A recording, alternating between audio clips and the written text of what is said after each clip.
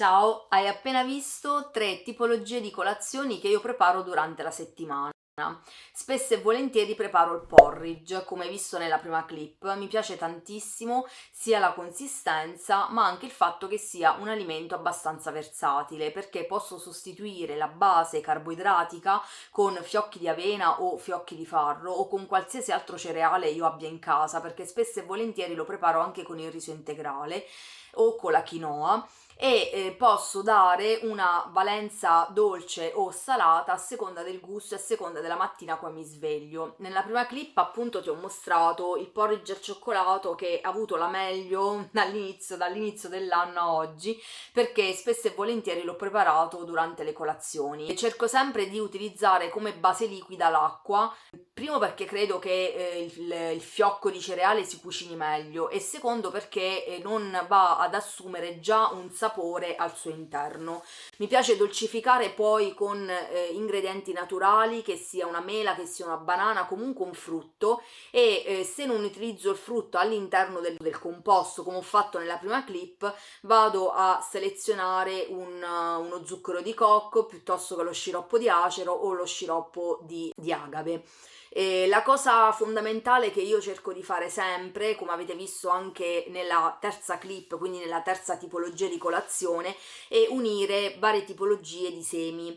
Quindi spesso uso i semi di chia, i semi di sesamo, i semi di zucca, i semi di girasole. Ogni tipo di seme ha in sé tanti valori nutrizionali importanti per il mio organismo. Quindi io ti consiglio di utilizzarli non solo a colazione ma anche nell'arco della giornata. Così come seleziono la frutta secca, che possa essere la noce pecan, una noce classica, una nocciola, una mandorla. A me piacciono da morire, soprattutto le frutte disidratate, quali appunto i datteri medjool, le prugne denocciolate, oppure le albicocche disidratate, i mirtilli secchi. Certo è che vado a prediligere quella frutta disidratata che non contiene al suo interno lo sciroppo di glucosio, perché ovviamente sia a livello calorico ma anche a livello metabolico preferisco assumere altre tipologie di zuccheri. Una cosa che non può mancare nei miei piatti, anche in questo caso nelle mie colazioni, è una fonte di grasso. Spesso utilizzo il cacao, che di per sé è una fonte di grasso. Se non è il cacao può essere anche un po' di cioccolato fondente o comunque il burro di un frutto secco, spesso di arachidi se l'ho in casa, oppure una frutta secca tipo la mandorla che vado a fare io in casa. E una cosa che non può mancare è la proteina. Io seleziono spesso le proteine in polvere perché secondo me per la colazione sono molto più facili da utilizzare. Quello che uso nel video è una proteina in polvere vegana al cacao che io stramo, però ho in casa anche delle proteine in polvere neutre a base di soia o di piselli, che sono molto buone anche da introdurre nelle zuppe o nei frullati, nei frappè, insomma negli smoothie, in quello che più mi piace o che devo mangiare in quel determinato momento.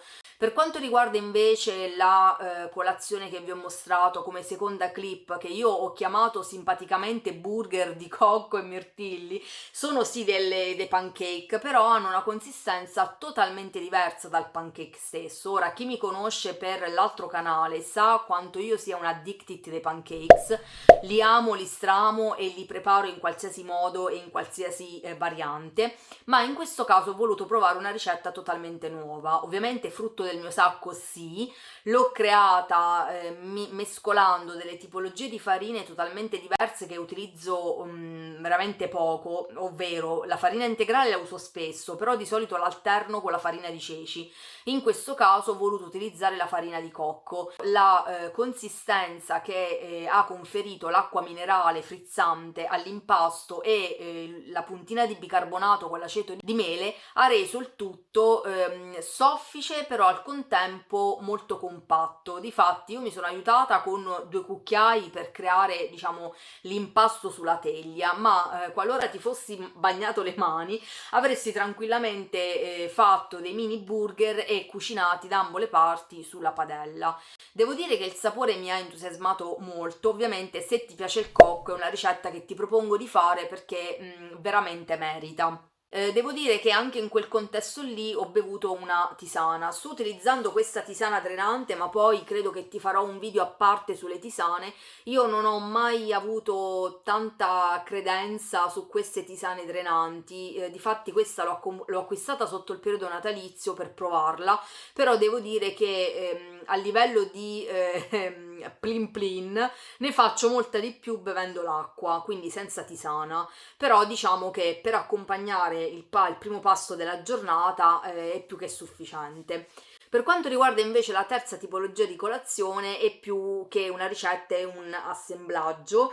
Non faccio altro che unire uno yogurt, il primo che ho a disposizione nel frigorifero, e vado ad aggiungere, se non metto le proteine all'interno della cup, le metto all'interno della bevanda vegetale, ma sicuramente aggiungo un tipo di cereale che può essere il cereale classico, tipo il cornflakes integrale, o come nel caso del videoclip, il crunchy chocolate cereal che io stramo. E poi anche in quel contesto lì vado ad utilizzare una selezione di frutta, di semi e di frutta secca, in maniera tale che quello che vado a mangiare a colazione è sempre un piatto unico e in cui viene contemplata la presenza di tutti i macro, quindi carboidrati, grassi e proteine.